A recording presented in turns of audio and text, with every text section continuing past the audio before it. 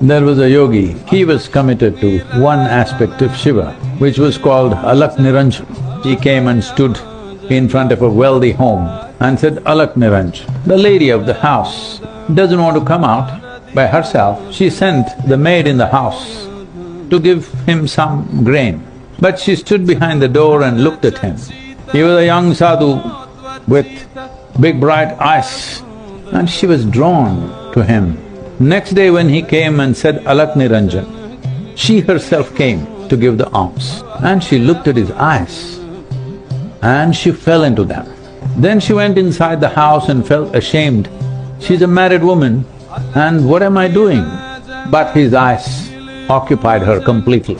Next day when he came with the alms, she ran to the door. She looked at his eyes, she gave him the alms and said, I am completely taken by your eyes. I can fall into them and disappear, actually I have already. He said, Alak Niranjan and left. Next day he came again. He said, Alak Niranjan. She came to the door. So he had a plate and he said, yesterday you said, you love my eyes. Here I have brought them. He had plucked his eyeballs out and placed it in her hands and said, Alak Niranjan, and walked away.